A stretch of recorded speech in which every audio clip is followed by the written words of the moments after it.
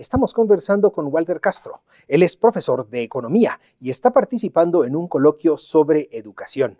Y la cuestión es si la educación debe ser compulsiva. Walter, ¿habrá alguien que dude que la educación sea un valor? Quizás no. Lo que sí está en duda es si debe ser compulsiva. A ver, las personas, yo creo que nos educamos un poco sin saber que lo estamos haciendo, ¿no? El proceso educativo comienza desde muy pequeños.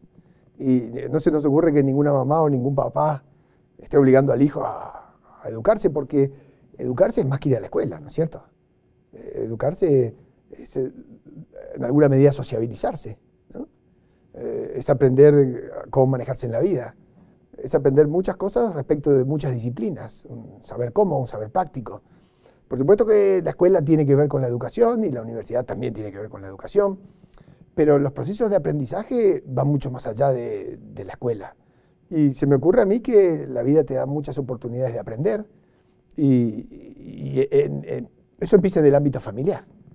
Entonces, si la educación más importante que tenemos es la de nuestros papás, de nuestras familias, y de acuerdo a cómo nos toca vivir y en qué ámbito y de alrededor de qué valores nos ejemplifican nuestros papás, se me ocurre que empezar una nota de educación hablando de si debe ser coactiva es empezar por el lado menos importante del asunto, ¿no?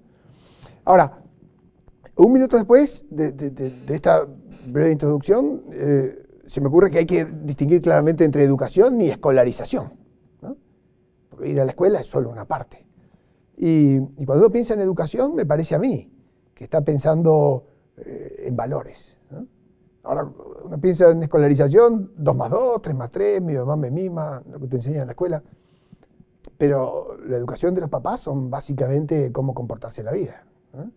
Y aprender a manejarse en la vida, acaso sea lo más importante para cómo luego te vaya en la vida, con tus amigos, en tu trabajo, en cuán feliz puedes ser, en cómo encontrás las claves para resolver los problemas que tenés que enfrentar, que siempre hay problemas. Entonces, frente a este desafío fenomenal, lo primero por reconocer acaso es que los individuos tenemos capacidad de aprender.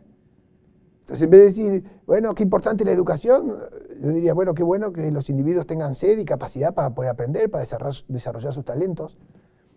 Aprender, en el fondo, es hacerse cada día un poco más humano, menos salvaje, es humanizarse, ¿no? Sin embargo, Walter, circulan por ahí ideas como que si una persona sabe leer y escribir, duplica o triplica, dependiendo de la versión, puede duplicar o triplicar sus ingresos. Y entonces se supone que debe haber políticas públicas. Si queremos mejorar los ingresos de las personas, pues hay que mejorar la educación, entendida como escolarización, por supuesto.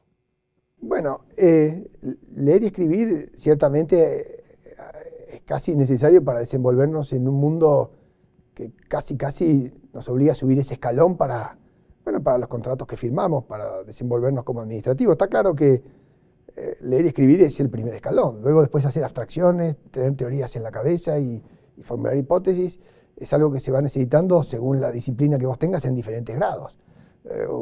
Probablemente las inquietudes de un académico o de un intelectual sean distintas que las de un deportista, ¿verdad? De alta competición, y sean muy distintas que las de un criador no sé, un criador de perros, o distintas de las en fin, de un artista de cine, o de un artista plástico, ¿no? Entonces, por supuesto que desarrollar el intelecto y desarrollar el espíritu son cosas que nos hacen más humanos y que nos obligan a un proceso de aprendizaje casi continuo.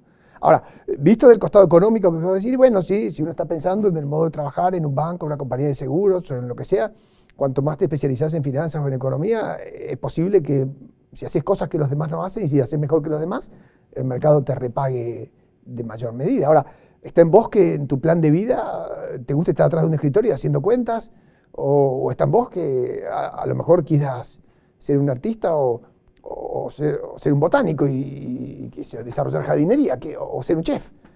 Esto de que necesariamente las personas tienen que llegar a un altísimo grado intelectual y a un alto grado de abstracción y esas personas cumplen más acabadamente el fin en la vida, no me parece que tenga ningún sentido. Hay un prejuicio favorable en esa dirección, y más en una universidad, y no digo que eso esté mal, está muy bien, pero Hay muchas maneras de ser feliz y lo importante es que cada cual sea feliz a su manera.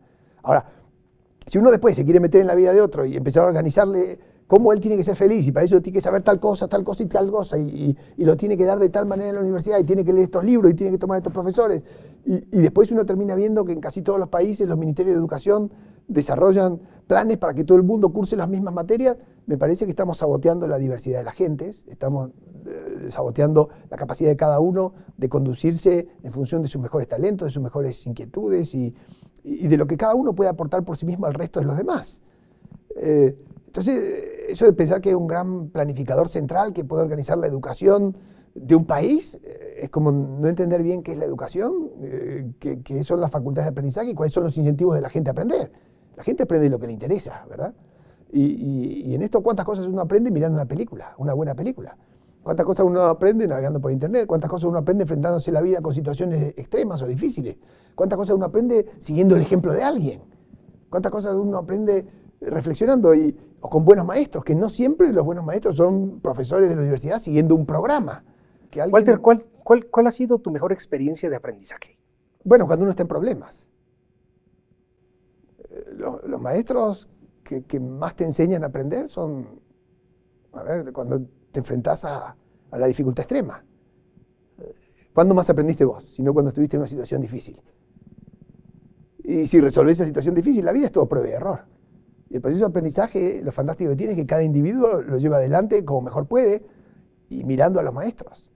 ¿Y qué es lo que hacen los maestros? En el fondo te muestran los caminos más fáciles que ellos han recorrido y te dejan la libertad para que veas otros caminos que vos puedas recorrer.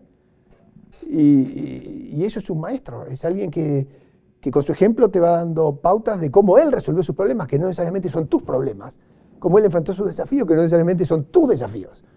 Entonces, un maestro nunca te va a bajar una línea de 2 más 2 es 4, eso es escolarizar y está bien y está muy bien, es como aprender a manejar el Windows o la Internet, pero eso no es educarse, ¿verdad? Y eso no es aprender. Las experiencias más formativas son las experiencias de vida. Y cada uno tiene sus propias experiencias y eso es lo que después trata de transmitirle a los hijos. Pero si yo te dijera qué es lo más importante en la educación, si pensaras en tus hijos, ¿qué le transmitís? Y en el fondo lo importante a transmitir son cómo se tiene que comportar en la vida, cuáles son sus valores. O cuáles son los valores que a tu juicio o según tu experiencia le van a hacer mejor para que sea más feliz. O sea, ¿qué me interesa a mí transmitirle a mis hijos? Bueno, que aprendan desde cero a no envidiar a nadie, porque la persona que envidia es una persona que no sabe vivir su propia vida. Que no vean con el rabillo del ojo, sino que vean largo para adelante con el suyo propio, que se imaginen protagonistas de su propia película. Que me interesa transmitir, que no se quejen, porque la vida siempre es pendiente para arriba y cuanto más arriba querés llegar, más esfuerzo tenés que hacer y siempre es duro. No hay nada fácil, que el corto plazo siempre repaga y más que el corto plazo, que el largo plazo repaga siempre más que el corto plazo. Es más duro, ¿verdad? Entonces, si te pones a pensar, estudiar es un sacrificio, ahorrar es un sacrificio, ¿ok? Tratar de generar confianza es un sacrificio, de comportarse de una manera siempre igual y aunque vayas más lento con todo. Entonces, el buen aprendizaje es el que tiene por delante lecciones de largo plazo, desde mi punto de vista, pero esta es mi manera de ver las cosas. Entonces, por supuesto, leer filosofía ayuda mucho y por supuesto, mirar las tragedias griegas o mirar ópera también ayuda mucho. Mirar buenas películas en lenguajes más presentes también ayuda mucho, porque en el fondo, ¿de qué aprende uno? De lo que le pasa a uno, de lo que mira que le pasa a los demás. Y eso es lo que te resuelve la manera de conducirte en la vida con los demás, pero también en tu trabajo, pero también en cada cosa que encarás. Y en el fondo, ¿qué hacen tus papás cuando te educan? Te dicen, mirá, no te lo dicen concretamente en un libro, pero en el fondo cuando te están educando te están diciendo esto está bien, esto estéticamente vale la pena, esto es útil y a veces lo que es útil tiene cierta tensión con lo que es correcto, ¿no? Y todo el valor ese que está en esa enseñanza está siempre dentro de una manera de conducirse, de una regla. Y entonces cuando te salís de la regla, tu papá te dice no, chachás, no para allá, o muy bien para acá. Y ese es el proceso de la educación, por eso es que ahora, ¿qué tiene que hacer el ministro de Educación en eso? ¿Y qué tan relevante para la vida de una persona es que haya un ministro de Educación pensando qué es lo que uno tiene que aprender? Si debe ser coactiva y estatal. A ver, me parece que la educación es un fenómeno tan interesante y tiene tanto que ver con que la persona pueda desarrollar su propio plan de vida y tan personalísimo que ningún profesor, ni ningún ministro, ni ningún planificador en el fondo puede más que, bueno, que desarrollar su experiencia y dejar sus juicios de valor, pero abierta también la expectativa para que cada quien recorra su propio camino y trate de ser feliz a su manera sin molestar a los otros.